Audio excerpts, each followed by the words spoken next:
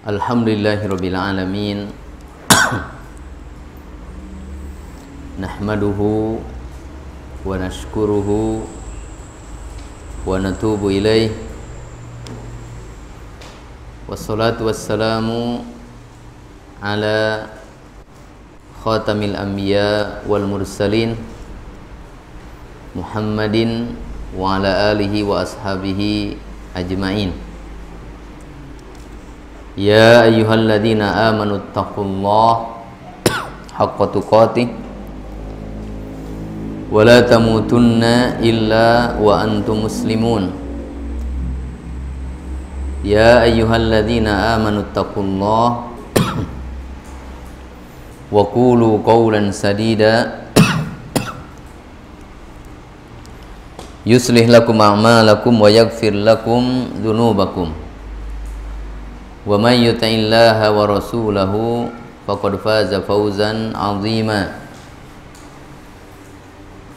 Amma ba'd, fa inna asdaqal hadithi kitabullah wa khairal hadi hadi Muhammadin sallallahu alaihi wasallam wa syarrul umuri muhdatsatuha fa inna kulla muhdatsatin fid dini bid'ah wa kulla bid'atin dhalalah wa kulla dhalalatin finnar. Ma'asyiral muslimin, jamaah pengajian di Sumedang Mengaji yang semoga dirahmati oleh Allah Subhanahu wa taala. Alhamdulillah, pada Ahad di bulan ini kita bisa bertemu kembali. Mudah-mudahan pertemuan kita ini Allah Ta'ala memberikan kepada kita dengan sebabnya tambahan ilmu, tambahan pahala, dan banyaknya dosa yang diampuni oleh Allah Subhanahu wa Ta'ala, serta Allah meningkatkan iman kita. Jamaah sekalian rahimani wa rahimakumullah, pada pertemuan kita hari ini insyaallah kita akan membahas surah Al-Ghasyiyah dan disambungkan dengan sisa dari pembahasan surat atau surah Al-Fajr. Ya. Surah Al-Ghasyiyah ini termasuk surah Makkiyah, yaitu surah-surah yang turun di Makkah, di periode Makkah sebelum Nabi SAW hijrah ke Madinah. Di dalam tafsir Ibnu Katsir, beliau terlebih dahulu menyampaikan tentang keutamaan surah ini. Di sini beliau menyampaikan hadis yang diterima dari An-Nu'man bin Bashir radhiyallahu anhuma, anna Rasulullah sallallahu alaihi wasallam kana yaqra'u, biasa membaca, bisabbihisma rabbikal a'la, dengan surah Sabbihisma rabbikal a'la, wal Ghasyiyah, dan surah Al-Ghasyiyah, fi salatil Id, dalam salat Id, wa yaumil jumu'ati, dan hari Jumu'ah, dalam salat Jumu'ah.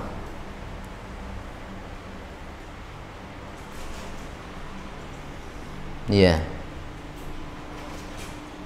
Kemudian dalam hadis lain masih dari An-Nu'man bin Bashir, beliau ditanya, bima kana Rasulullah SAW yaqra'u fil jumu'ah ma'a suratil jumu'ah, dengan surat apa Nabi SAW membaca dalam salat Jumu'ah bersama dengan surah Al-Jumu'ah. Rakaat pertama Al-Jumu'ah, rakaat keduanya apa? Qala, maka Nu'man bin Bashir menjawab, hal ataka hadithul Ghasyiyah, surah Al-Ghasyiyah. Jadi kalau kita perhatikan di dalam momen berkumpulnya banyak orang, yaitu sholat Id dan sholat Jumu'ah, surah Al-Ghasyiyah ini biasa dan sering dibaca oleh Nabi SAW. Apa rahasianya atau apa hikmahnya? Hikmahnya adalah bahwa surah ini mengingatkan kita akan yaumul qiyamah, mengingatkan kita tentang hari kiamat.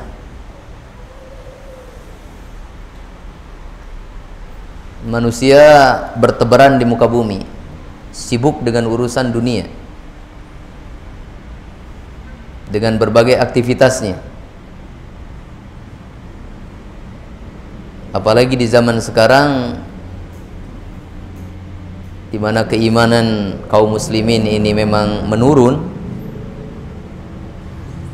maka kebanyakan dari kaum muslimin dengan kesibukan dunianya lupa akan negeri akhiratnya, lupa akan kampung halamannya. Maka dalam kesempatan berkumpulnya banyak kaum muslimin dalam sholat Jumat, terlebih dalam sholat Id, kan dalam sholat Id lebih banyak lagi, di situ ada perempuan.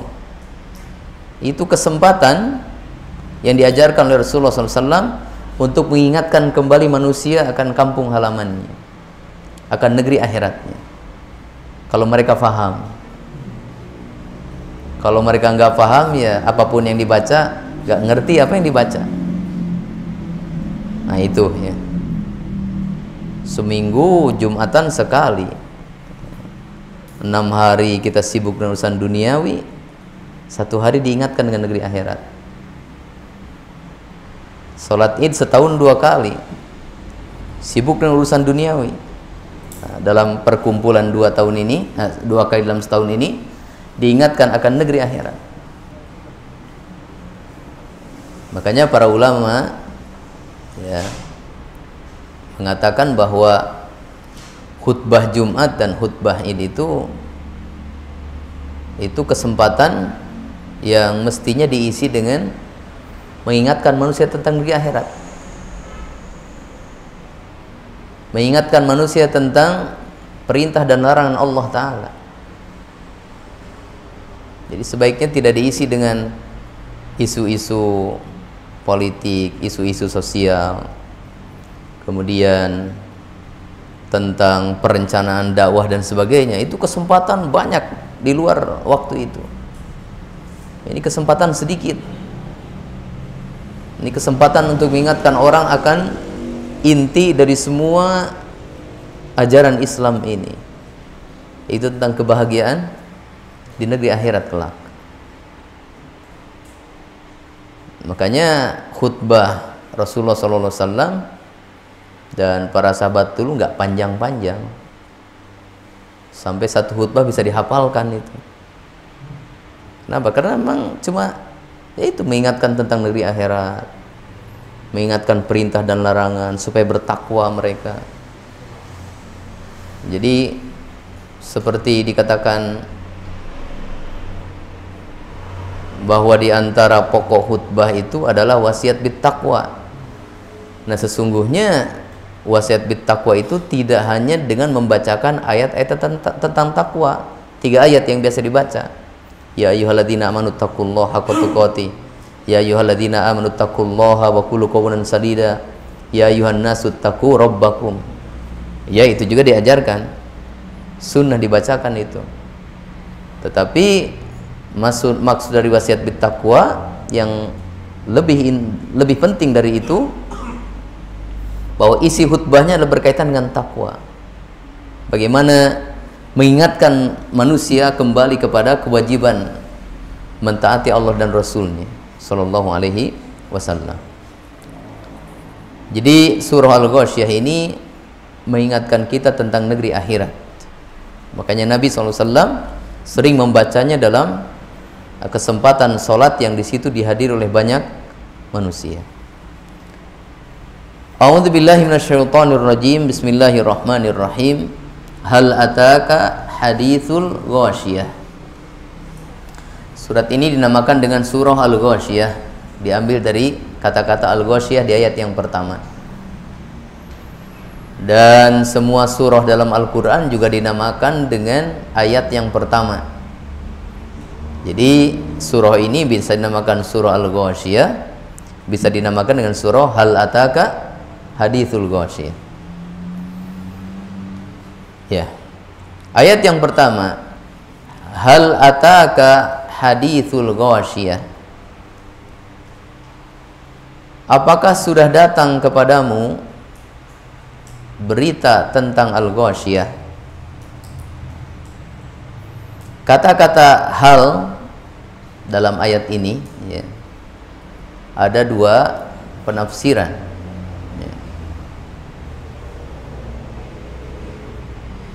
Penafsiran yang pertama sesuai dengan asal lafadznya, hal, istifham, pertanyaan. Apakah datang atau sudah datang kepadamu berita tentang al-ghasyiyah?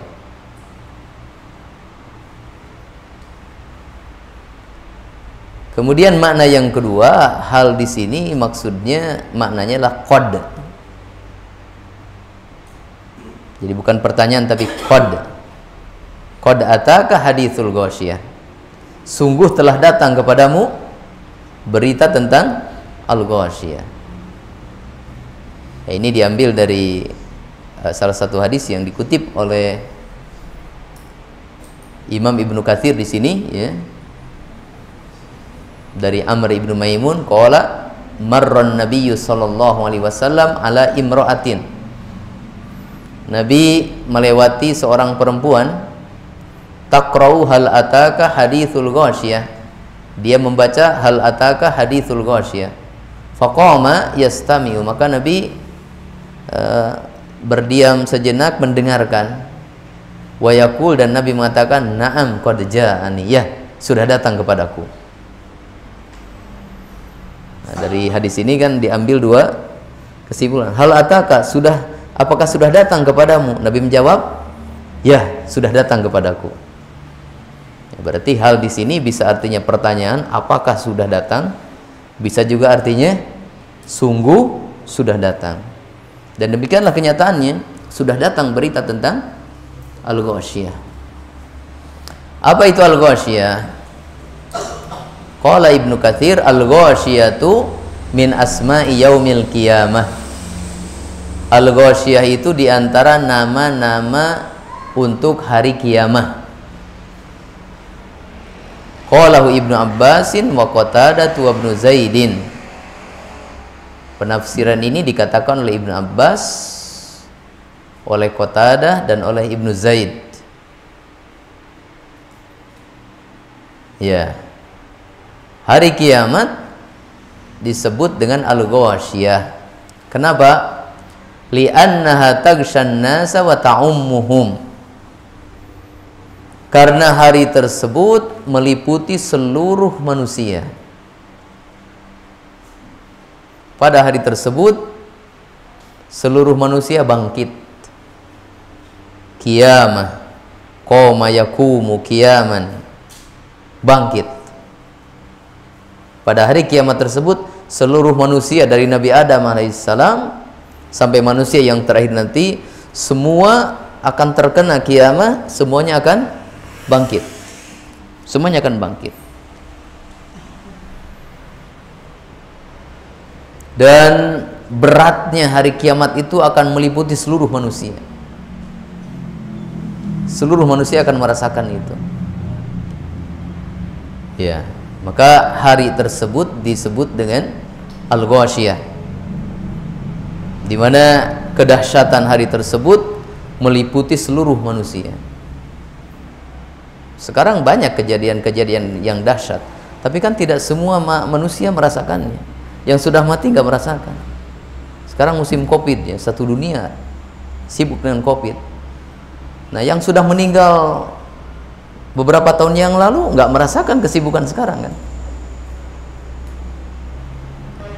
Tapi dahsyatnya hari kebangkitan, semua manusia apa?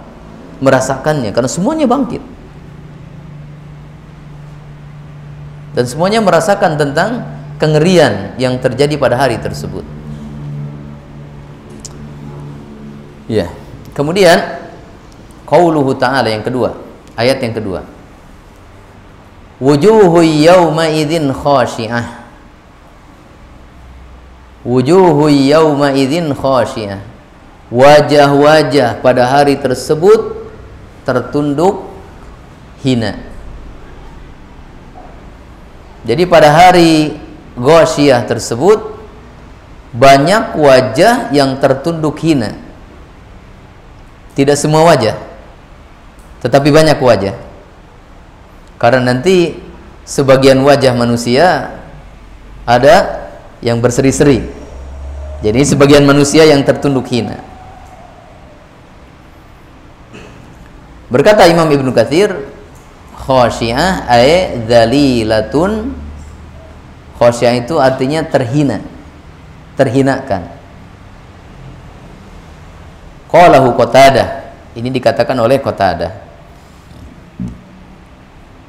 Jadi mereka ini dibangkitkan dalam keadaan terhina, wajahnya tertunduk, dan dia terhinakan di hari kiamat tersebut.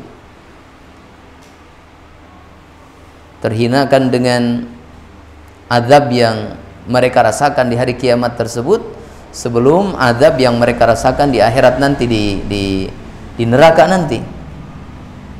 Bagaimana mereka dibangkitkan dalam keadaan telanjang, bagaimana mereka dibangkitkan dalam keadaan matahari jaraknya 1 mil dari mereka, bagaimana mereka merasakan azab. Mereka tidak ada perlindungan, tidak ada bangunan, tidak ada gunung, tidak ada pohon, karena bumi rata semuanya. Mereka tenggelam dalam keringatnya, dan seterusnya. Terhinakan mereka. Raja-raja yang menyombongkan dan menentang para nabi dan rasul terhinakan waktu tersebut. Semua terhinakan. Mereka yang orang-orang yang akan diceritakan dalam ayat berikutnya itu terhinakan. Ya. Qala Ibnu Abbas, takhsha'u wa la yanfa'uha 'amaluha. Tertunduk dan tidak bermanfaat baginya amalnya.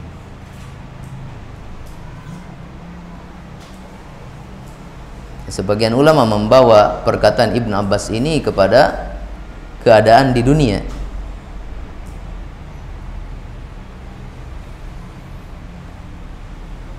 Ya. Jadi orang-orang kafir, orang-orang yang bermaksiat, di antara mereka ada yang menghinakan dirinya di dunia ini, dan perbuatan mereka dengan menghinakan diri yang tujuannya untuk beribadah kepada Allah itu tidak bermanfaat bagi mereka. Ya, kita lihat di beberapa agama, ya, di beberapa agama kufur, tentang ajaran mereka mendekatkan diri kepada Tuhan. Bagaimana mereka menghinakan dirinya di dunia ini demi mendekatkan diri kepada Tuhan. Ada yang dilarang menikah. Nah, ajaran mana itu? Nasrani, ya. Nah. Ada yang dilarang untuk memakan daging. Ada? Ada. Nah. Ada yang disuruh untuk bersemedi, menyepi dirinya untuk mencapai tingkat tinggi dalam kehidupan dunia di sisi Tuhannya. Ya. Ada yang menisbatkan dirinya kepada Islam, tetapi menyakiti tubuhnya untuk menunjukkan kecintaan mereka kepada cucu Nabi SAW. dengan memukul kepala dengan pisau, berdarah tubuhnya dan sebagainya. Ini kata Ibnu Abbas, dipahami oleh sebagian ulama bahwa ya, mereka ini orang-orang yang menghinakan diri di dunia ini saking ingin mendekatkan diri kepada Allah Ta'ala, tetapi ternyata pendekatan mereka itu tidak bermanfaat bagi mereka, sia-sia ya. Jadi sebagian ulama ada yang membawa ayat yang kedua ini kepada keadaan di akhirat nanti, di hari kiamat nanti. Ada yang membawa ayat yang kedua ini juga kepada keadaan mereka di dunia ini, bahwa orang-orang kafir, ahlu bid'ah dan sebagainya, ahlu maksiat, di antara mereka ada yang mendekatkan diri dengan amal yang menghinakan diri, tetapi amal tersebut tidak bermanfaat baginya.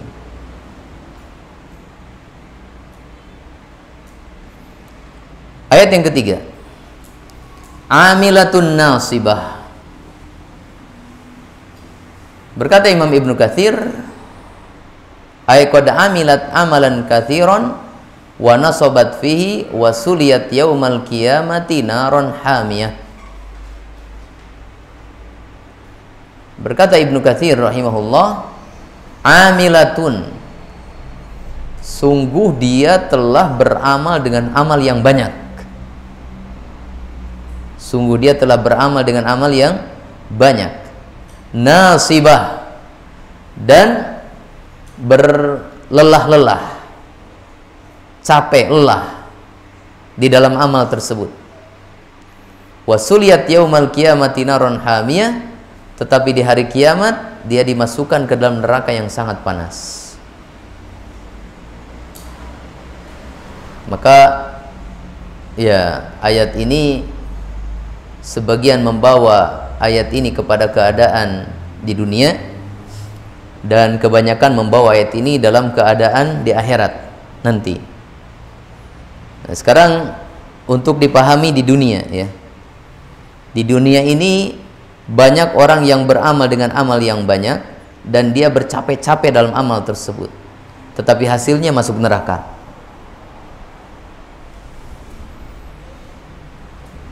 Di sini Imam Ibnu Katsir memberikan pendalilan untuk yang memahami ayat ini di dunia dengan perkataan Umar bin Khattab radhiyallahu an.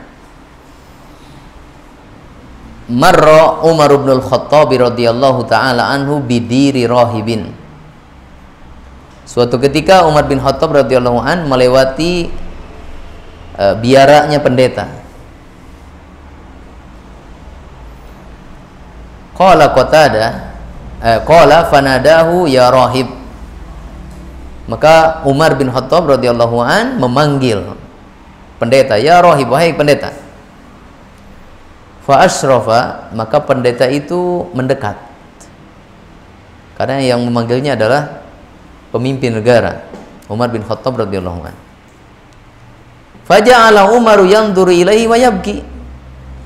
Umar melihat, menatap ke pendeta itu dan menangis. Faqila lahu, maka Umar ditanya, ya Amirul Mukminin, ma yubkika min hadza? Apa yang menyebabkan engkau menangis dari orang ini, dari pendeta ini? Engkau panggil dia, engkau pandang, lalu engkau menangis. Apa gerangan yang menyebabkan engkau menangis dari pendeta ini?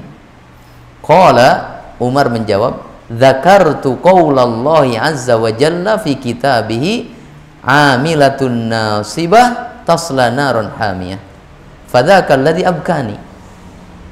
Ketika melihat pendeta ini, aku mengingat perkataan Allah Ta'ala dalam Al-Quran, amilatun nasibah, dia telah bekerja, beramal dengan banyak dan sudah bercapek-capek, tapi tasla naron hamiyah, dia di akhirat kelak masuk neraka yang sangat panas.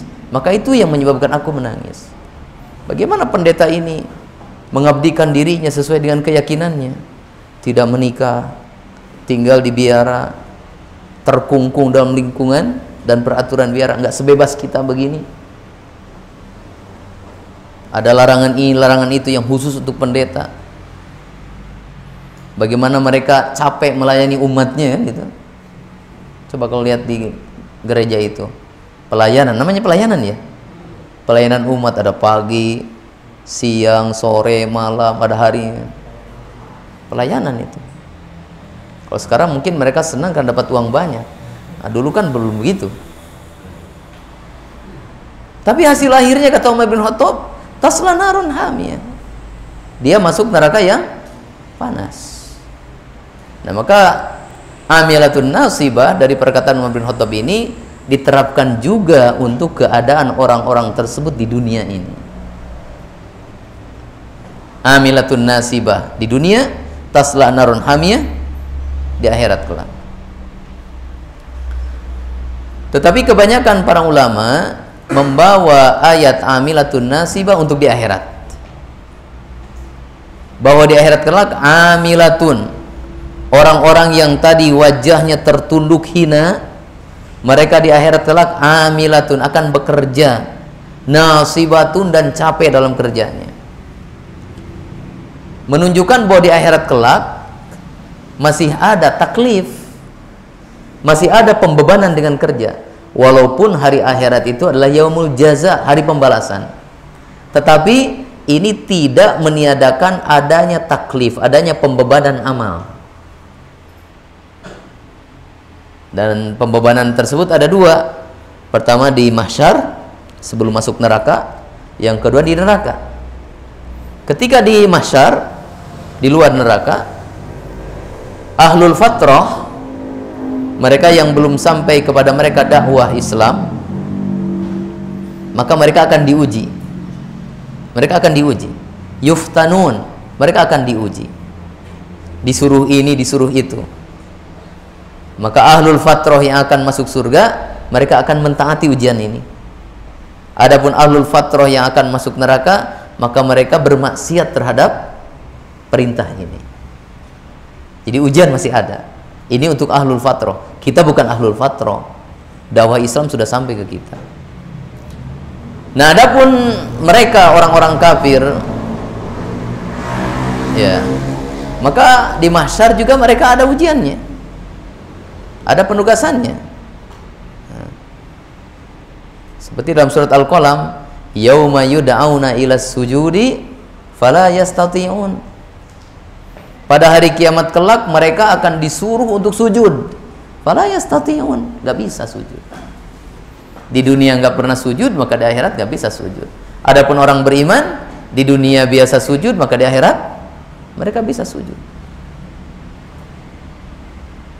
Dan manusia akan diilhamkan kepada mereka tentang tasbih dan sebagainya.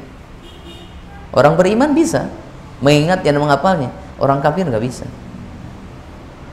Nah, jadi yang namanya amal di negeri akhirat juga masih ada.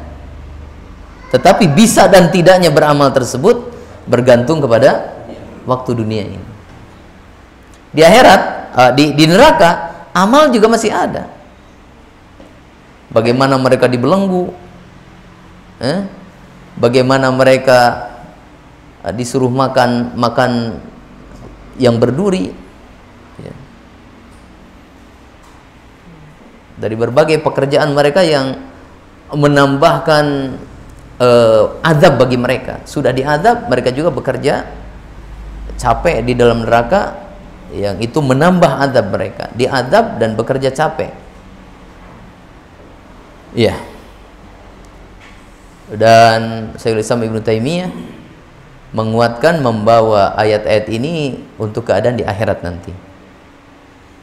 Itu dikuatkan oleh Imam Ibnu Jarir rahimahullahu taala. Ayat yang berikutnya,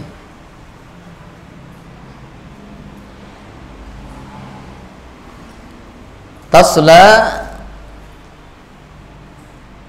oh ya, sini masih ada penafsiran yang berikutnya ya. Wa qala al-Bukhari qala Ibnu Abbas amilatun nasibah an-nasara, orang Nasrani. Nah, ini penyebutan Ibnu Abbas bahwa amilatun nasibah ini orang Nasrani min bab at-tamtsil, percontohan aja, bukan khusus orang Nasrani. Kenapa Ibnu Abbas mencontohkan Nasrani? Ya karena Nasrani peribadatan mereka lebih banyak dan lebih rajin dibandingkan Yahudi. Yahudi itu sifatnya menentang. Kalau Nasrani sifatnya bekerja tapi bodoh, gitu. Sesat. Ya. Makanya Ibn Abbas mencontohkan dengan Nasrani, mereka capek bekerja, tapi ternyata mereka masuk neraka. Tapi sekali lagi ini bukan khusus untuk orang Nasrani. Ini umum untuk orang kafir ataupun untuk orang-orang yang melakukan perbuatan-perbuatan yang tidak diajarkan oleh Rasulullah SAW, walaupun mereka mengatasnamakan dirinya sebagai orang Islam. Wan Ikrimah tawassuddi amilatun fid dunya bil ma'asi wa nasibatun fin nari bil adzabi wal ihlaq. Nah, ini penafsiran, mengambil dua penafsiran tadi. Amilah di dunia dengan maksiat, nasibah capek di neraka dengan azab dan kebinasaan. Jadi ayat ini amilahnya di dunia, bekerja banyak di dunia, tetapi nasibnya di akhirat adalah nasibah, yaitu capek dengan azab dan kebinasaan bagi mereka. Ayat yang berikutnya, tasla naron hamiyah, mereka masuk ke dalam neraka yang sangat panas. Berkata Ibnu Abbas, Al-Hasan dan Qatadah, ay harratan syadidatan, syadidatal harri, neraka yang sangat panas. Tusqa min ainin aniyah, mereka diberi minum dari mata air yang sangat panas. Ay qad intaha harruha wa golayanuha, bahwa air dari mata air tersebut itu pada puncak panas, panasnya adalah puncak panas, wa golayanuha, dan puncak mendidih. Ya, jadi neraka itu sangat panas. Nabi SAW mengatakan bahwa api yang terpanas di dunia ini itu adalah juz'un min sab'ina minan nar min nari jahannam. Jadi api yang paling panas yang ditemukan manusia di dunia ini itu hanya sebagian dari 70 kali lipat panas neraka jahannam. Ya, bisa kita bayangkan gimana itu. Mungkin ada api panas 600 derajat Celcius, itu 70 kali lipatnya neraka jahanam itu. Iya. Waliyadzubillah. Dan udara paling panas yang kita rasakan di dunia ini itu min faihi jahannam. Itu dari hembusan neraka jahanam.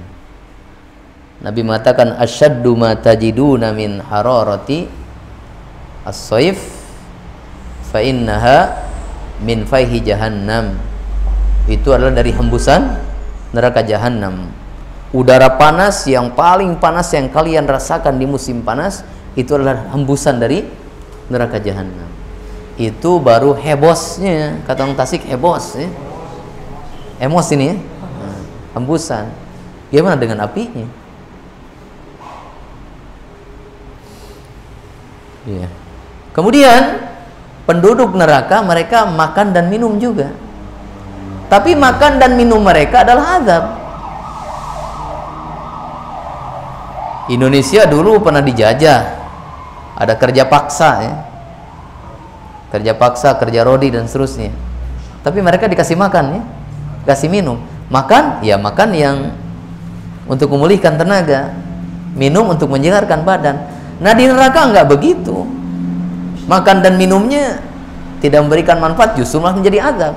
Kita lihat minumnya apa? Tusqa min ainin aniyah. Mereka diberi minum dari mata air yang sangat panas. Di sini dikatakan qad intaha harruha wa golayanuha. Mata air yang sampai pada puncak panasnya dan sampai pada puncak mendidihnya.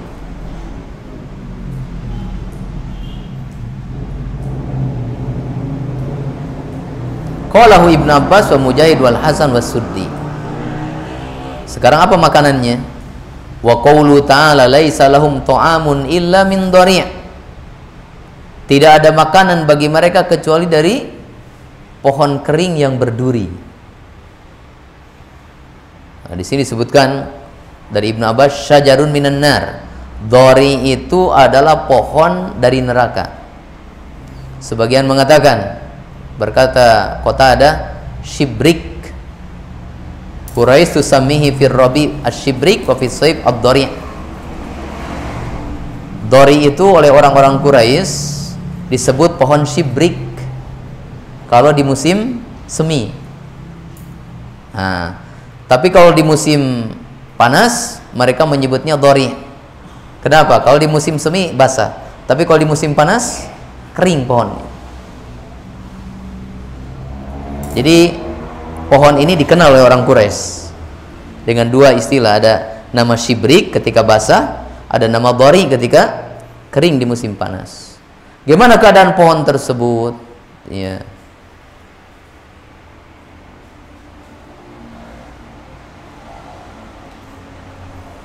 Qala Ikrimah huwa syajaratun dzatu syaukin lati'ah bil ard. Itu pohon memiliki duri. Durinya besar-besar.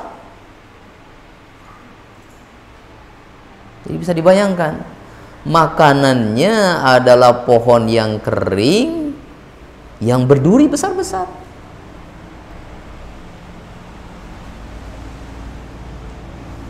Berkata Qatadah wa shibrik idza yabisa sumiyad dhari'.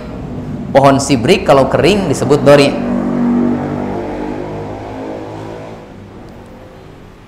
Berkata Qatadah min syarrit ta'am wa absya'ihi wa akhbathihi. Itu adalah seburuk-buruk dan sejelek-jelek makanan. Nah itu ya. Gimana makan minumnya dari air yang super panas dan super mendidih, maka menghancurkan badan mereka. Tapi jadi lagi, dibentuk lagi. Makanannya adalah pohon yang kering dan berduri. Dalam ayat lain, makanan mereka yang lain adalah zakum.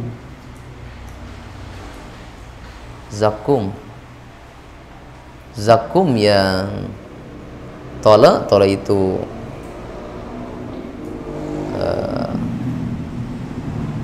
buah dan daun-daunnya itu ya buahnya seperti kepala setan kan itu.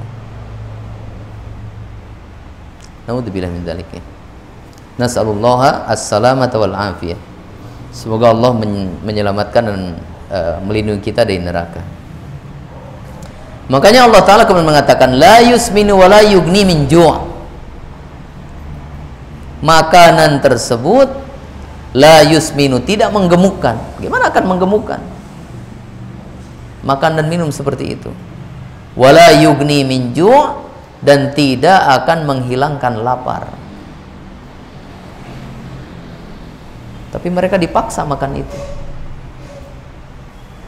Yakni la yahsulu bihi maqsud wa la yandafi'u bihi mahdzur.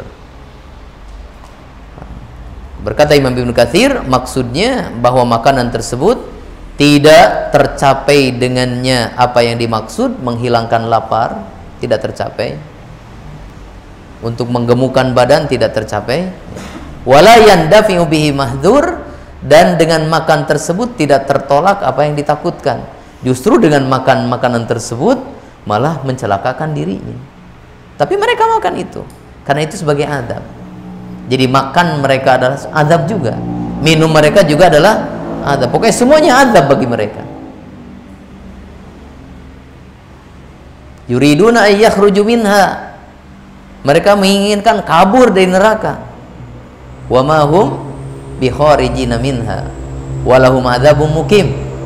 Tapi mereka tidak bisa keluar, dan bagi mereka adalah adab yang tetap. Mereka tidak bisa kabur darinya. Nah, bagaimana mereka akan kabur sementara mereka dirantai dan mereka diikat dan pintu neraka ditutup rapat-rapat. Nah, ini tentang keadaan orang-orang yang sengsara. di akhirat nanti. Nah, sekarang kebalikannya. Keadaan orang-orang yang bahagia, wujuhu yauma idzin na'imah. Wajah-wajah sebagian manusia pada hari tersebut na'imah, penuh dengan pancaran kenikmatan. Bahasa kitanya berseri-seri ya. Karena orang yang sedang bahagia biasanya wajahnya apa? Berseri-seri. Berkata Imam Ibnu Katsir, lamma dzakara hala al-ashqiya'i thanna bi dzikri su'ada. Setelah Allah menyebutkan keadaan orang-orang yang sengsara, kemudian Allah Ta'ala menyebutkan tentang orang-orang yang bahagia. Faqala wujuhu yauma idzin ay yaumul qiyamah. Wajah-wajah sebagian manusia pada hari tersebut, maksudnya hari kiamat.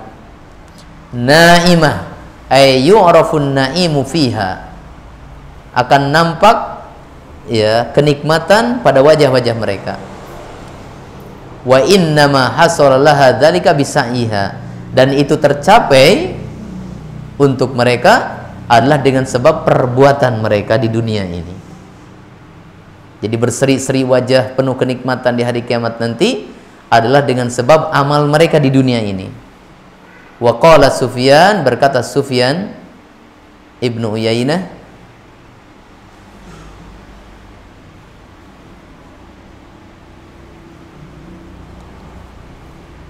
lisa'iha radiyah.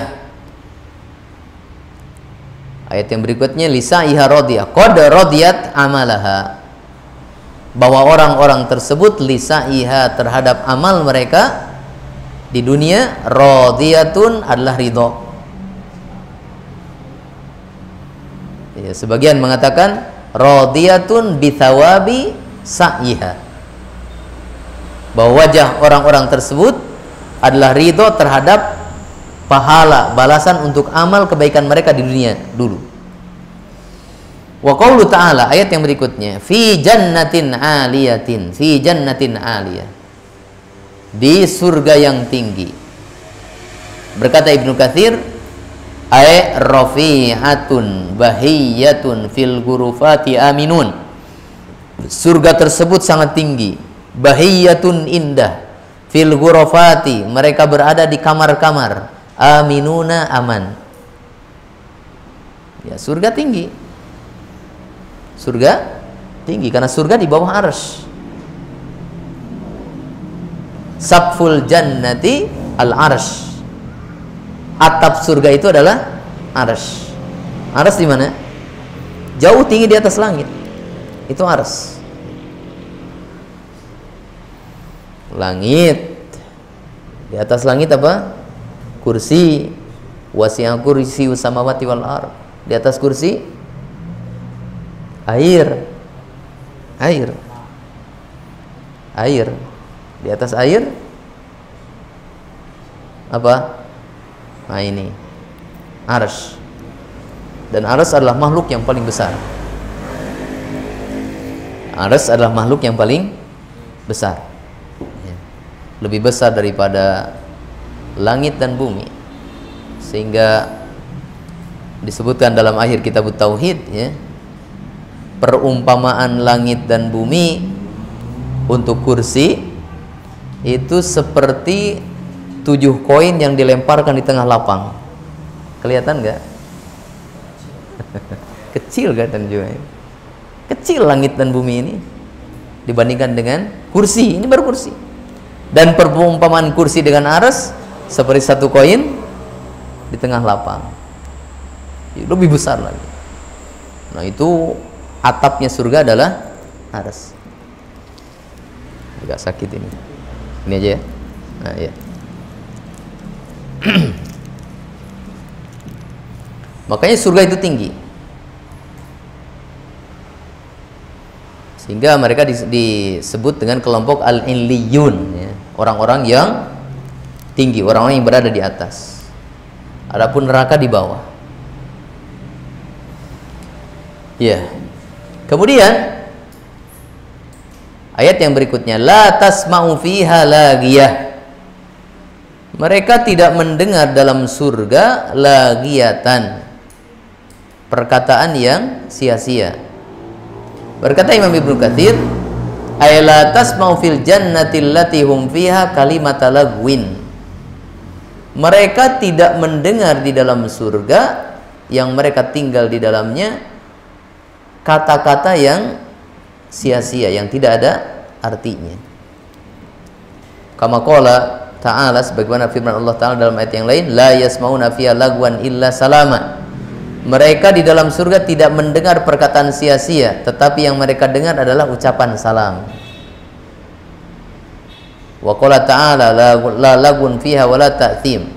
La yasmauna fiha lagwa wa la ta'thima illa qilan salaman salama. Maka jamaah sekalian rahimani wa rahimakumullah, kalau kita ingin masuk surga dan di antara sifat surga itu di dalamnya tidak ada perkataan yang sia-sia, maka hindari perkataan yang sia-sia di dunia ini.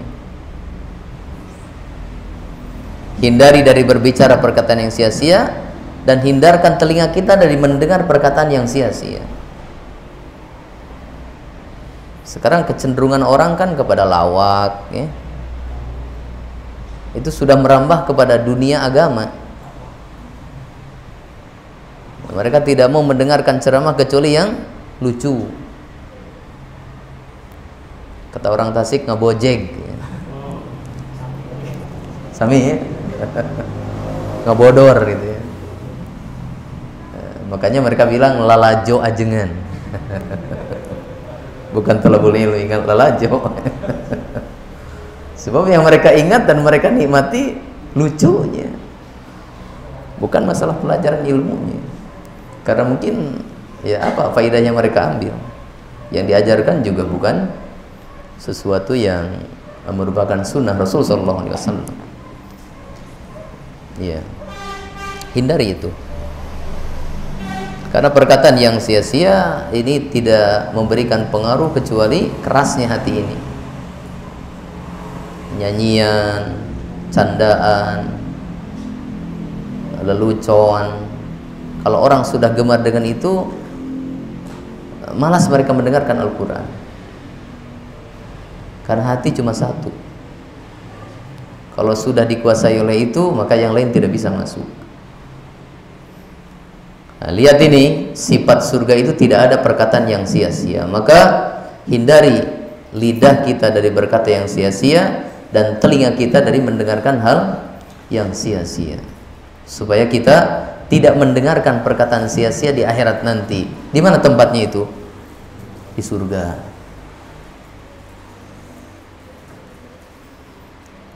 Ya. Kemudian ayat yang berikutnya, fiha ainun jariyah.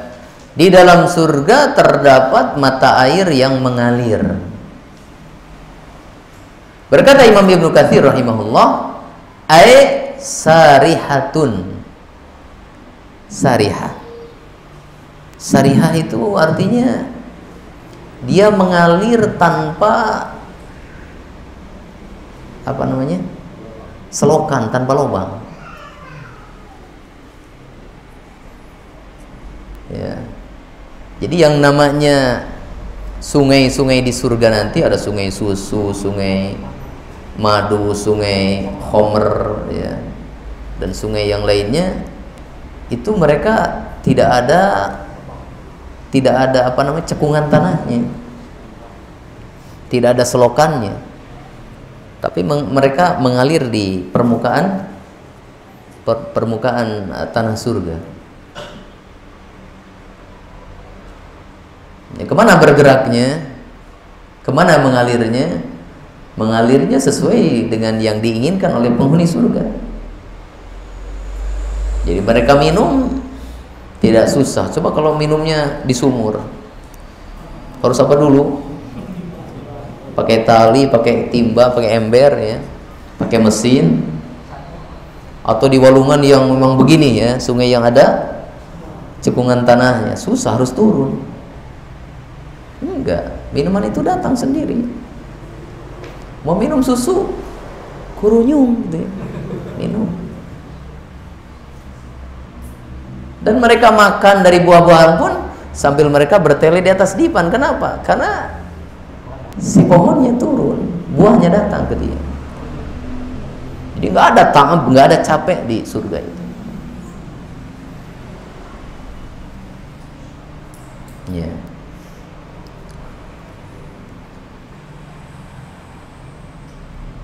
Dan sungai di surga itu banyak, ya. Walaisal muradu biha ainan wahidatan wa innama hadza jinsun yakni fiha uyunun jariyat. Tidak dimaksudkan di sini bahwa sungai itu cuma satu. Ini hanya penyebutan jenis saja. Maka di surga nanti uyunun jariyat. Disebutkan dalam ayat lain fi jannatiu wa uyun dengan bentuk jamak. Jadi yang namanya mata air, yang namanya sungai itu banyak di sana. Iya, kemudian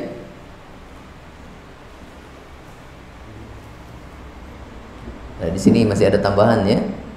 Anharul jannati tafjuru min tahti tilalin, ay min tahti jibalil misk.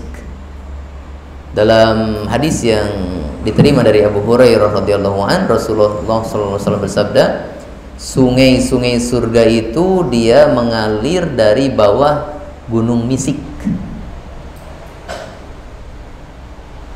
Ya. Nggak bisa dibayangkan itu, ya. Pokoknya surga itu hanya kenal namanya saja, tapi hakikat seperti apa di dalamnya itu di luar bayangan kita. Fiha ma la ainun ra'at wa la udhunun sami'at wa la khatara fi qalbil bashar. Kenikmatan surga itu tidak pernah terlihat oleh mata, tidak pernah terdengar oleh telinga, dan tidak pernah terbetik dalam hati.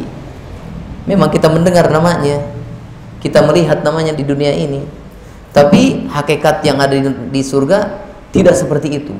Jauh lebih bagus daripada yang kita kenal di dunia ini. Terus fiha sururum marfu'ah. Di dalam surga terdapat dipan-dipan yang ditinggikan. Berkata Ibnu Katsir, ay aliyatun na'imatun katsiratul furushi murtafi'atus samki 'alaihal hurul 'ainu. Di dalam surga itu, ya, surga itu aliyatun tinggi, na'imatun penuh kenikmatan, katsiratul furush banyak kasur-kasur. Ketika dipannya banyak, kasurnya juga banyak. Murtafi'atus samki, atapnya tinggi. Alaihal hurul 'ain, pada setiap kasur ada bidadari. Ya. Di setiap kasur ada bidadari, yang sekarang bidadari sudah ada dan menunggu penghuninya, menunggu suaminya. Suaminya di mana? Di antaranya kita, mudah-mudahan.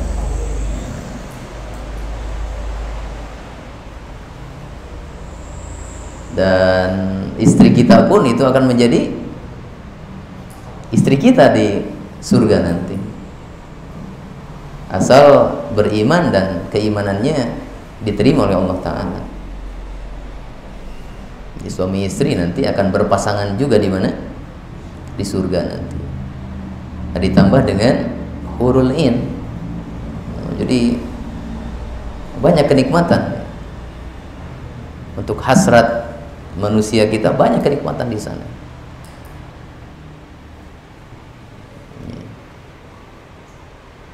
Ya, yang jomblo berarti cuma bidadari aja. Tidak punya istri waktu di dunia ini.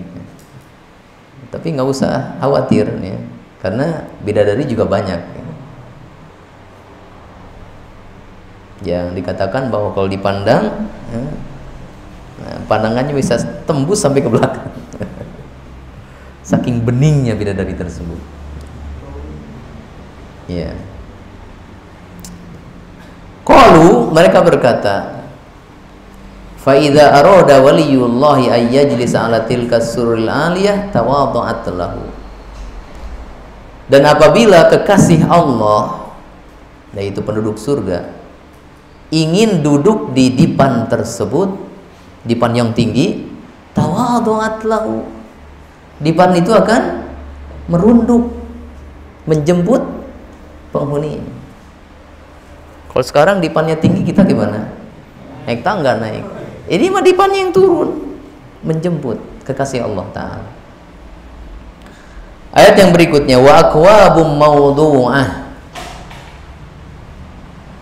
dan gelas-gelas yang diletakkan, yakni awanis syurbi muaddatun mursadatun liman aradaha min arbabiha.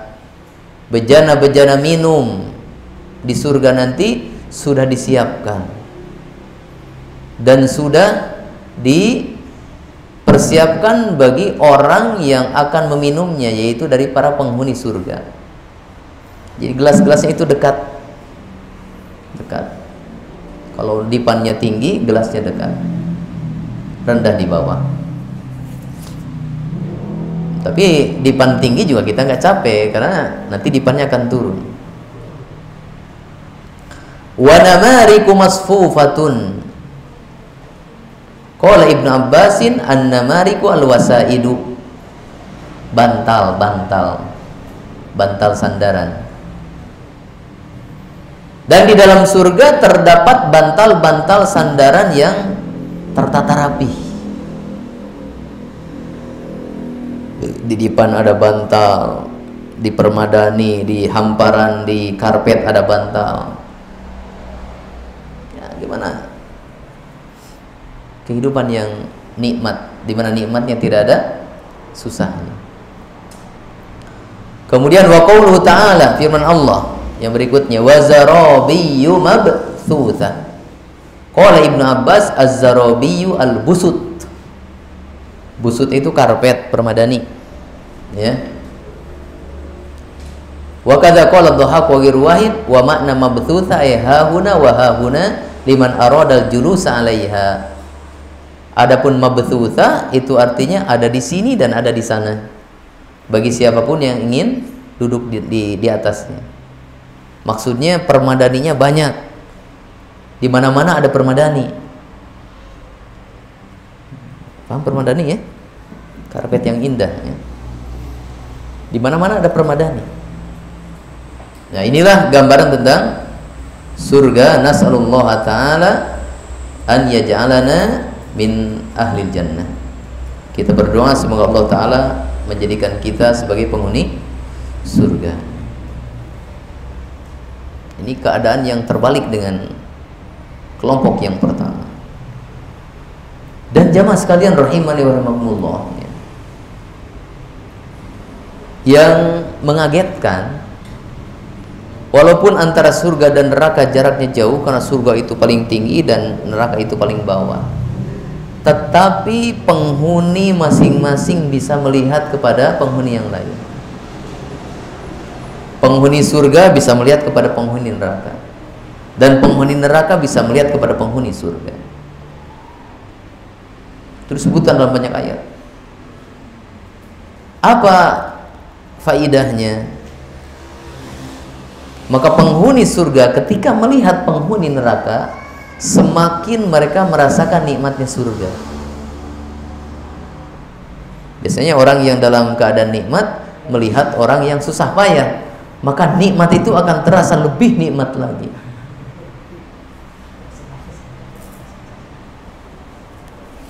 Ini nasi sama bala-bala ya, mungkin kurang nikmat. Kita sedang menyantap gitu, nggak ada uang nih, cuma makan ini aja lah, leput kita, nasi leput sama bala-bala di atas bis. Pas lihat keluar, ada orang yang buka-buka sampah ngambil nasi orang. Ternyata makanan saya lebih enak daripada dia yang kelaparan di jalan. Nah itu, ini apalagi surga, nikmatnya sudah tidak bisa dibayangkan. Melihat penduduk neraka yang azabnya tidak bisa dibayangkan, maka bertambah nikmat mereka. Dan faidahnya tentang penduduk neraka bisa melihat kepada penduduk surga, yaitu semakin terasa berat azab mereka. Sudah diazab, lihat orang yang sedang bernikmat-nikmat. Nah itu. Maka penduduk neraka mengatakan, berikanlah kepada kami walaupun setetes air saja,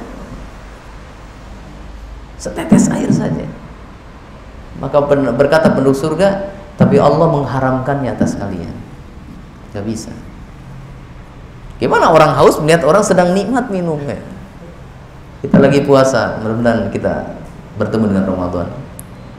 Di tengah siang yang sangat panas terik, sedang saum, haus, tiba-tiba melihat anak kecil minum es sirup atau apa, Insya Allah, semakin terasa berat hausnya itu. Nah itu. Kemudian ayat yang berikutnya,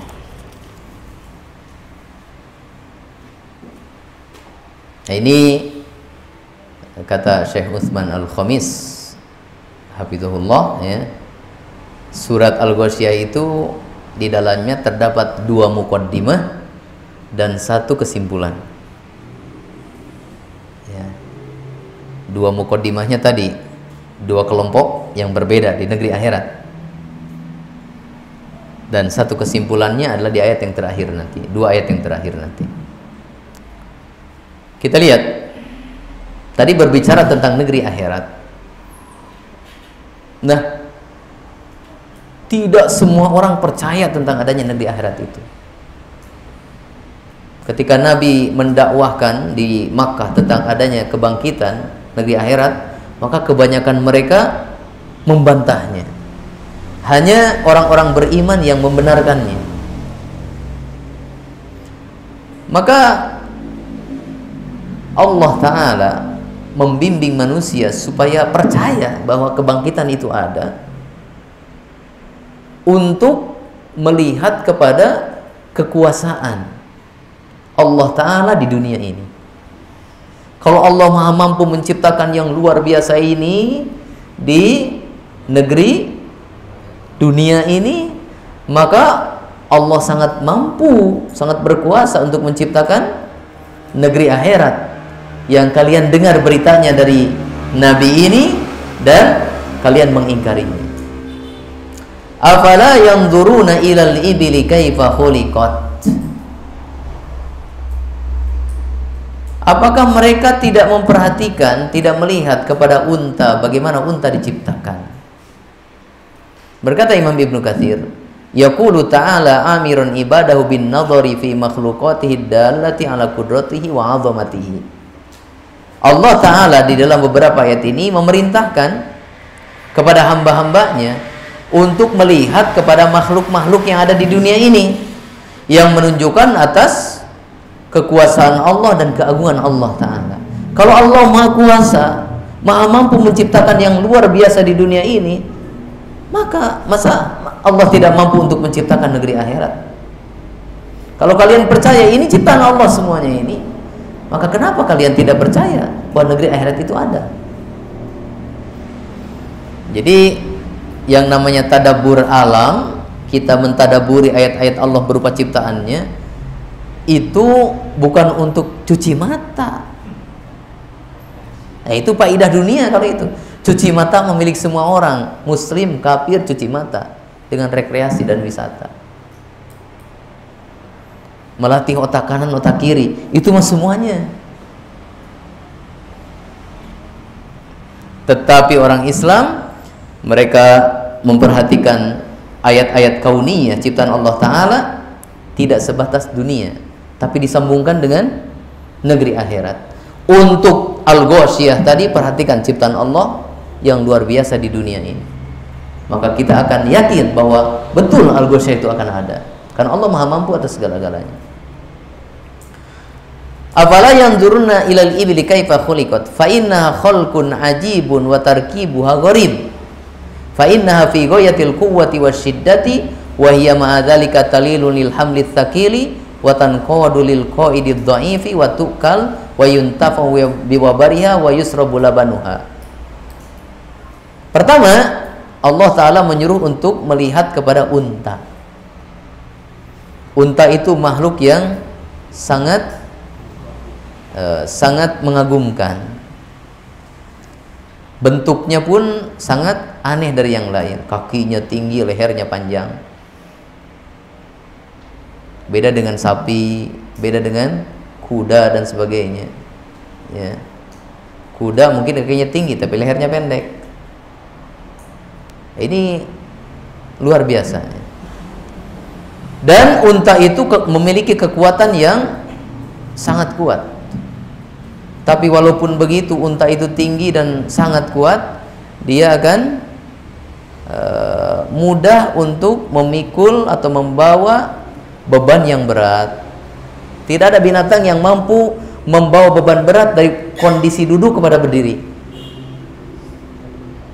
Naikin barang ke kuda, suruh kudanya duduk dulu, nggak bisa. Harus berdiri baru dinaikin. Orangnya naik ke punggung kuda, disimpan barang-barang.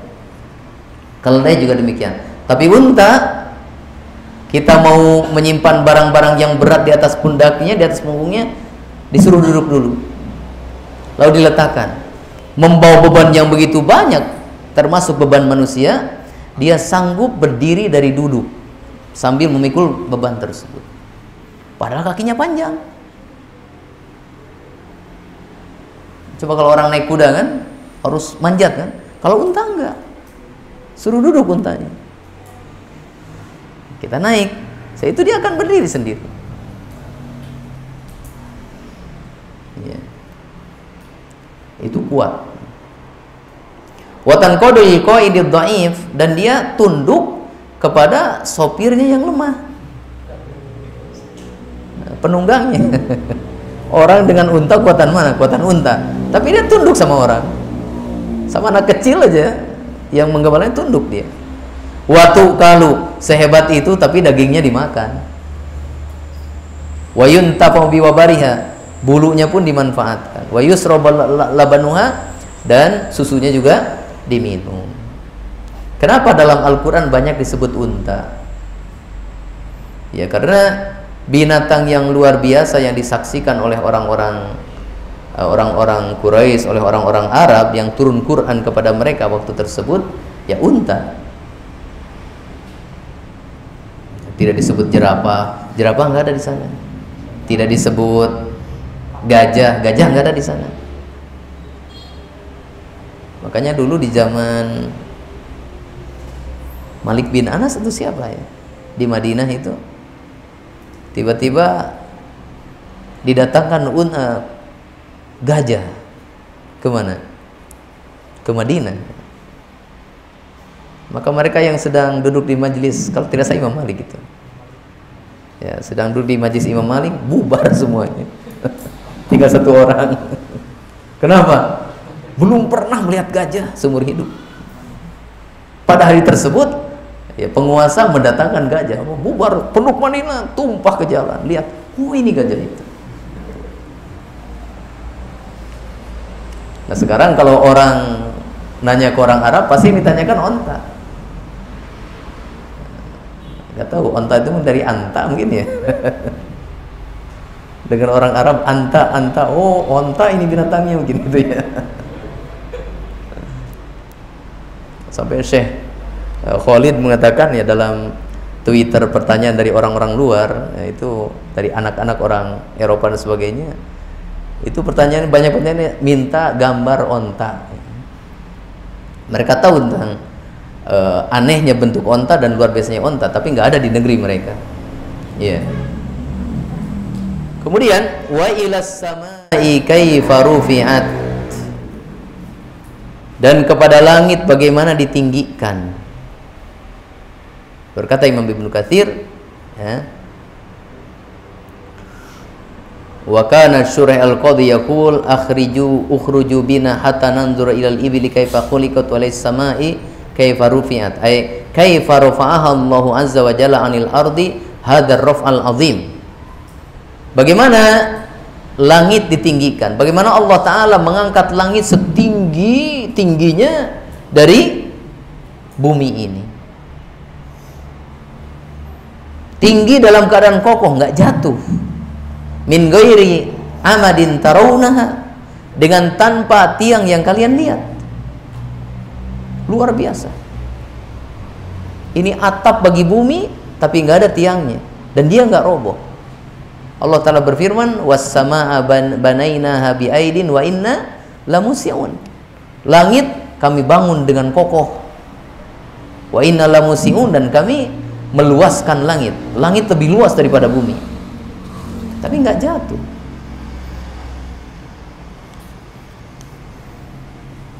Wa ilal jibali kaifa nusibat.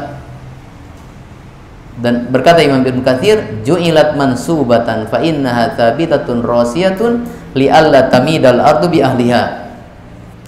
Tidakkah mereka melihat kepada gunung bagaimana gunung itu ditegakkan? Maksudnya dijadikan gunung tersebut berdiri tegak, maka gunung tersebut tetap kokoh supaya bumi ini tidak goyang dengan penduduknya. Wa ja'ala fiha ma ja'ala minal manafi wal ma'adin, dan Allah menjadikan di dalam gunung banyak manfaat dan barang-barang tambang. Disuruh lihat ke gunung bagaimana Allah Ta'ala mengokohkan gunung tersebut, dan gunung itu adalah sebagai pasak bagi bumi, sebagai pasak bagi bumi, menjadikan bumi ini tidak goyang. Wa ilal ardi kaifa sutihat, dan tidakkah mereka memperhatikan kepada bumi kaifa sutihat, bagaimana dihamparkan, kaifa busitat wa muddat wa muhidat, bagaimana bumi ini dihamparkan. Ya.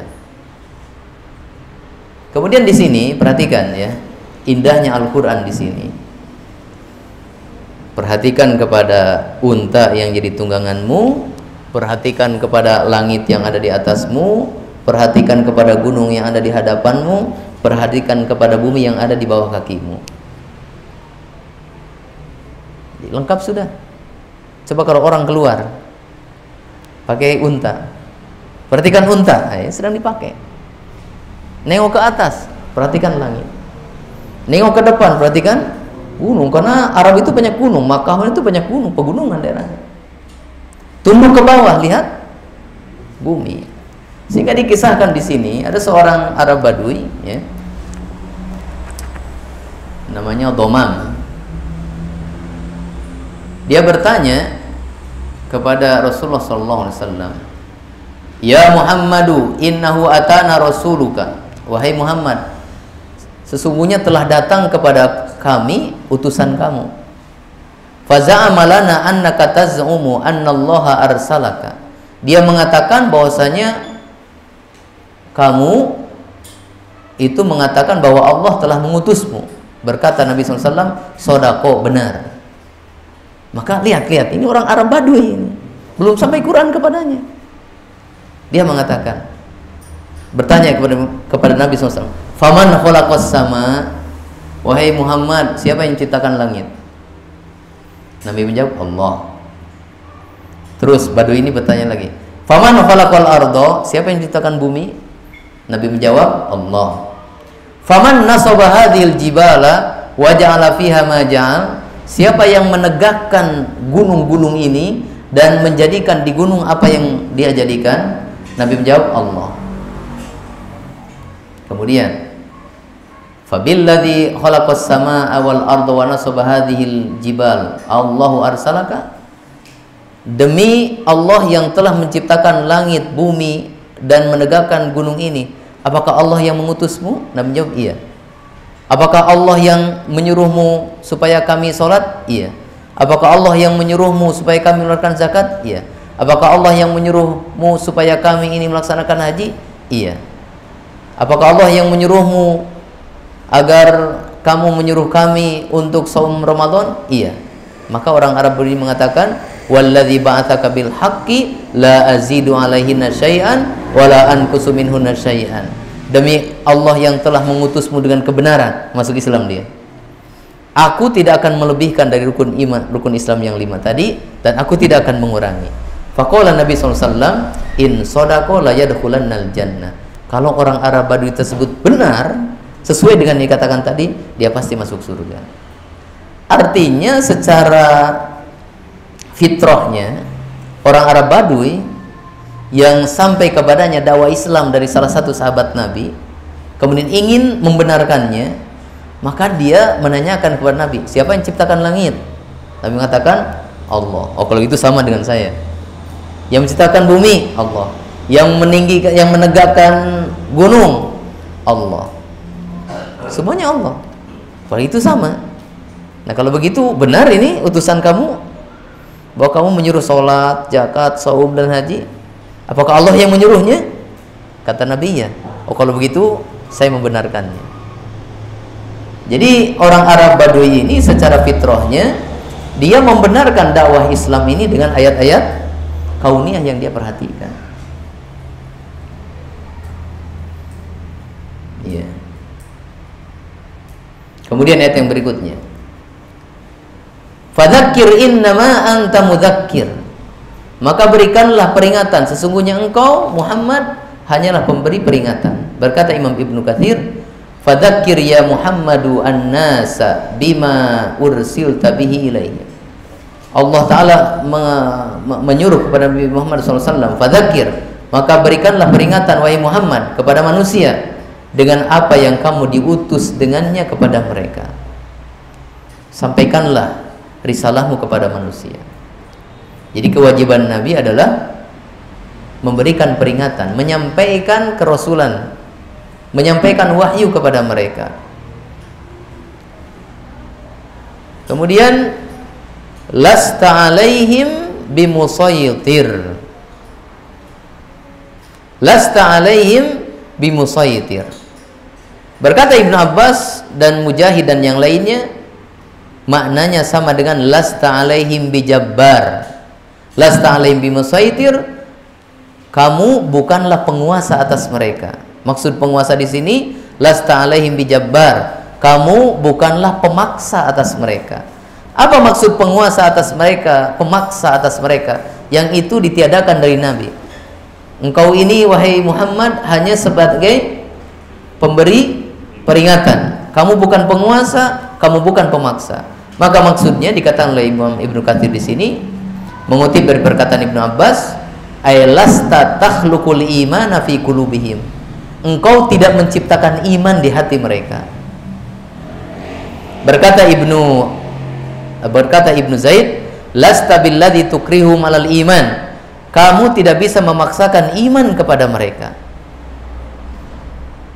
Jadi jamaah sekalian rahimani wa rahimakumullah, Rasulullah manusia pilihan itu kemampuannya hanya sebatas menyampaikan risalah, memberikan peringatan. Rasulullah SAW tidak memiliki kemampuan untuk menciptakan iman di hati manusia, untuk menjadikan hati manusia beriman, tunduk, taat kepada apa yang diajarkannya. Tidak bisa. Maka terlebih lagi kita, ya. Jadi kewajiban kita hanya menyampaikan dakwah, memberikan peringatan, menyampaikan perintah, menyampaikan larangan. Mau nerima atau tidak, itu urusannya bukan kita. Kita bukan musaytir, kita bukan jabbar yang bisa memaksakan orang itu masuk ke dalam Islam, menerima dakwah kita. Itu bukan kita. Allah Ta'ala berfirman, innaka la tahdi man ahbabta. Engkau Muhammad, sesungguhnya engkau Muhammad tidak bisa memberikan hidayah taufik kepada orang yang engkau cintai sekalipun. Walakinnallaha yahdi man yasha, akan tapi Allah memberikan hidayah taufik kepada siapapun yang Allah kehendaki, walaupun kamu tidak menyukainya. Pamannya didakwai sampai akhir hayatnya, gak mau masuk Islam. Padahal pamannya begitu membela dakwah, tapi gak mau masuk Islam. Tapi betapa banyak orang yang membenci Nabi dan Nabi memeranginya, tapi kemudian mereka masuk ke dalam Islam. Maka hidayah di hati kita itu memang itu murni anugerah dari Allah Ta'ala.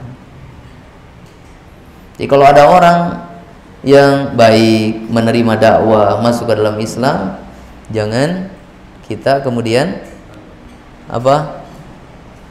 merasa banyak jasa. Dia itu menerima karena Allah memberikan hidayah ke dalam hatinya. Kalau Allah tidak memberikan hidayah kepada hatinya, ya jangankan orang jauh, orang dekat pun nggak bakal nerima dakwah kita. Maka sampaikanlah dakwah dan doakanlah orang-orang yang kita dakwahi semoga mendapatkan hidayah taufik dari Allah Ta'ala. Jadi kalau ada orang yang tidak mendengar nasihat kita, tidak mendengarkan ajaran kita, ya kita jangan larut dalam kekecewaan. Kecewa mungkin itu manusiawi, karena inginnya dia menerima kebaikan ini. Ada kecewa, ya itu manusiawi. Tapi jangan larut atau menyalahkan diri sampai akhirnya nggak ada yang mau dengar, udah saya nggak mau ngomong lagi. Ya nggak usah begitu, karena kewajiban kita adalah fadzakir, mengingatkan saja. Lasta alaihim bimusaitir, kita bukan orang yang bisa memaksakan hidayah masuk ke dalam hati mereka. Kemudian illa man tawalla wa kafar. Illa di sini istisna munqati', yaitu pengecualian yang terputus dari perkataan sebelumnya, yang artinya walakin, akan tetapi. Illa man tawalla wa kafar, ya, akan tetapi orang yang tawalla, berpaling, wa kafaro, dan kufur.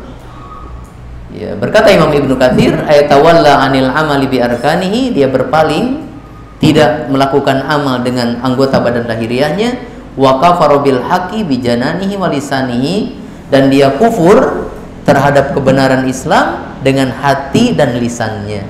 Tawalla dengan anggota badan lahiriahnya, kafar dengan lisan dan hatinya. Jadi jamaah sekalian rahimani wa rahmakumullah, yang namanya kekufuran bisa tercapai dengan 3 unsur dalam ayat ini. Dengan unsur perbuatan, dengan unsur ucapan, dan unsur hati. Yang mengatakan kufur itu kalau mengingkari dengan hati, kufur itu adanya di dalam hati aja, maka itu batil. Perkataan yang batil itu perkataan murji'ah. Ahlus sunnah menetapkan yang namanya sebab kekufuran, yang namanya bentuk kesyirikan, itu ada pada 3 unsur, di hati, di lisan, juga di anggota badan lahiriah. Dalilnya diantaranya ayat ini. Kemudian fayu'adzibuhullahul adzabal akbar, maka Allah Ta'ala akan mengadabnya dengan adab yang sangat besar, ya. Di sini Imam Ibnu Katsir menyampaikan suatu hadis, ala kullukum yadkhulul jannata illa man syarada 'ala Allah syaradal ba'iri 'ala ahlihi. Rasulullah SAW bersabda, ketahuilah setiap kalian itu akan masuk surga. Alhamdulillah, setiap kita akan masuk surga. Alhamdulillah. Illa man syarada 'ala Allah, kecuali orang yang menentang kepada Allah.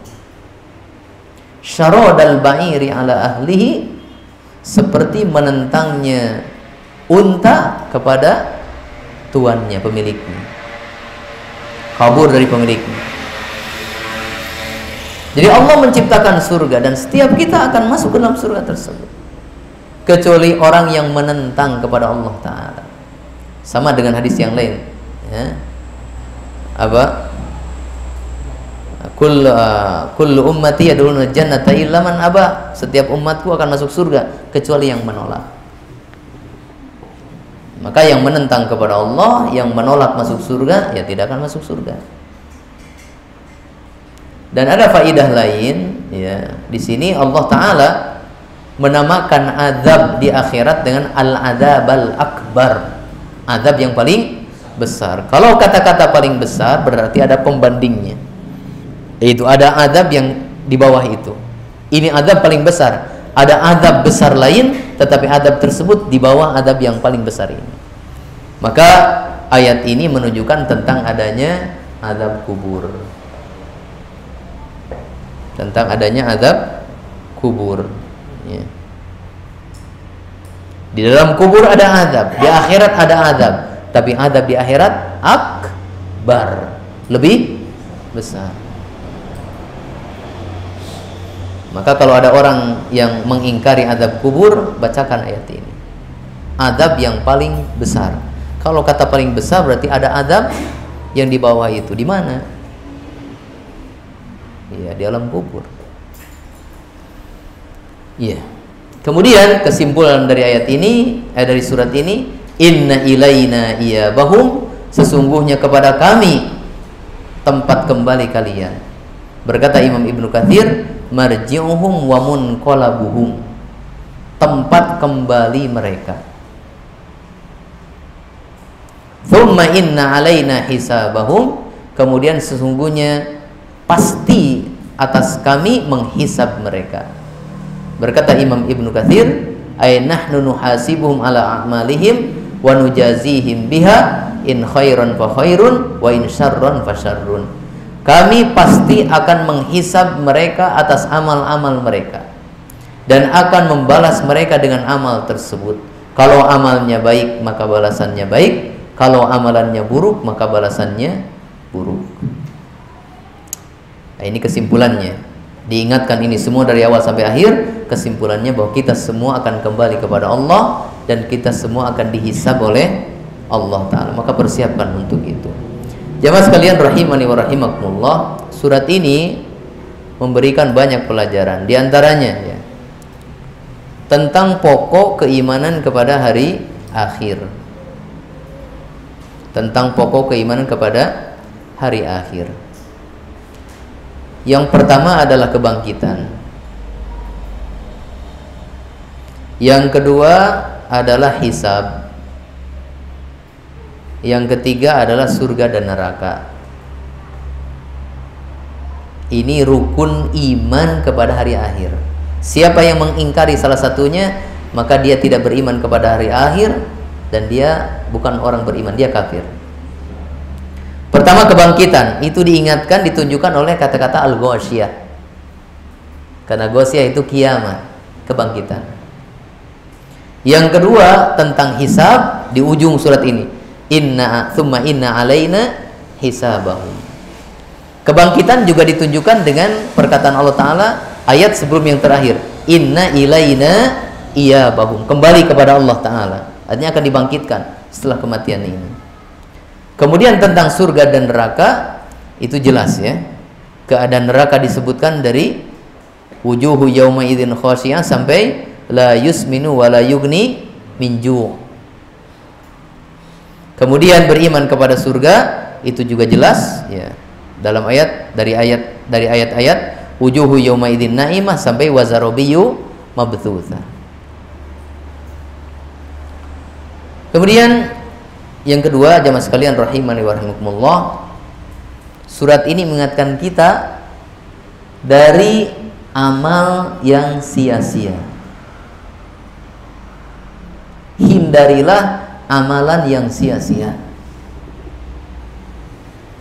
Karena capeknya kita, beratnya kita, susahnya kita beramal dengan amal yang sia-sia, ini hanya akan mengantarkan kita kepada neraka.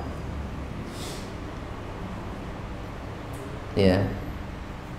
Amal-amalan bid'ah itu banyak. Capek, mengeluarkan biaya, tetapi ujungnya ancaman neraka.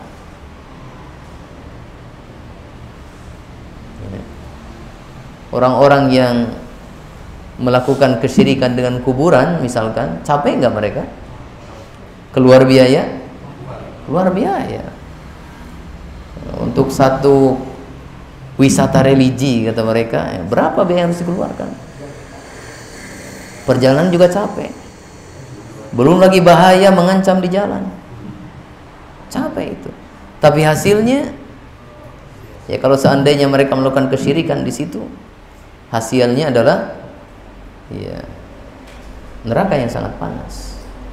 Maka berhati-hatilah. Maka supaya kita tidak beramal dengan amalan yang sia-sia, yang capek kita di dunia, tapi hasilnya ternyata neraka yang sangat panas, pelajari ilmunya. Tanyakan ilmunya. Ini pentingnya kita berilmu sebelum beramal, supaya amal yang kita lakukan tidak sia-sia. Ya, kemudian yang ketiga, hindari perbuatan yang sia-sia. Tadi hindari capek dan perbuatan yang akan mengantarkan kita kepada neraka, capek di dunia tapi hasilnya neraka. Nah, kalau yang ini adalah perbuatan yang sia-sia di dunia ini. Kenapa? Karena surga itu tidak ada yang sia-sia di dalamnya. Nah, supaya kita masuk surga, maka biasakan hidup di dunia ini dengan hidup penghuni surga, mentaati Allah Ta'ala dan menghindari hal-hal yang sia-sia, baik dari pendengaran, penglihatan maupun perkataan. Ya. Kemudian yang keempat, ya, kita memiliki kewajiban untuk mentadabburi ayat-ayat Allah, baik ayat-ayat syar'iyyah maupun ayat-ayat kauniyah. Kita memiliki kewajiban untuk mentadabburi, mempelajari ayat-ayat Allah, baik syar'iyyah, Quran dan hadis Nabi SAW, itu syar'iyyah, maupun ayat kauniyah, apa? Ciptaannya. Dan semuanya adalah dikaitkan dengan negeri akhirat, untuk negeri akhirat. Kemudian yang kelima atau keenam, kelima, ya, bahwa kemampuan manusia hanya memberikan peringatan, hanya hidayah irsyad. Adapun hidayah taufik, maka itu hanya Allah yang mampu. Hanya Allah yang mampu. Maka, ya, urusilah kemampuan kita, jangan ngurusi kemampuan Allah Ta'ala. Bersemangatlah untuk mendakwahi orang, ya. Dan jangan berhenti dari dakwah karena Allah tidak memberikan taufik kepada orang tersebut. Ini kalau seandainya, oh ini nggak mau dengar, udahlah, nggak mau berdakwah lagi, udah nggak mau berdakwah lagi. Ini artinya kita sudah tidak melihat kepada ranah kemampuan kita. Sekelas dukun pun nggak bisa. Kadang ada istilah, ya, ada orang-orang yang mengatakan di pesantren atau di sekolah, ya, kami ini bukan tukang sihir, ya, yang bisa merubah anak-anak bapak di sini menjadi baik. Salah itu. Mana ada tukang sihir menjadikan seseorang jadi baik? Jadi jahat tukang sihir itu. Atau dikatakan tukang sulap, kami bukan tukang sulap, anak yang masuk sini keluarnya soleh, kami bukan tukang sulap. Nggak ada tukang sulap bisa bikin orang jadi orang soleh. Tukang sulap itu tukang tipu. Jadi yang benar, berarti ini kata-kata salah berkaitan dengan akidah. Yang benar, kami ini tidak memiliki kemampuan hidayah taufik. Jadi anak-anak Bapak kami didik di sini, kami berikan pelajaran, bimbingan, tapi kami tidak bisa menjadikannya soleh. Karena yang bisa itu hanya Allah Ta'ala. Jangan dikaitkan dengan istilah tukang sulap, tukang sihir. Salah itu. Ya. Ternyata kita belum bisa melanjutkan surat Al-Fajr, sudah pukul 11. Ya nggak apa-apa, pada kesempatan yang lain. Karena nanti ada beberapa surat yang agak pendek, ya kita sambungkan dengan lanjutan surat Al-Fajr. Untuk materi saya cukupkan sampai di sini. Ya. Sudah jam 11 lewat.